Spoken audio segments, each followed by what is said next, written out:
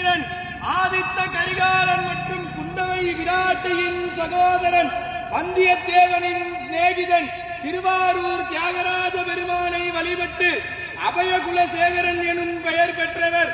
தெற்கே இலங்கை வரை சோழர்கள் நிலையாக விரிவு செய்தவர்.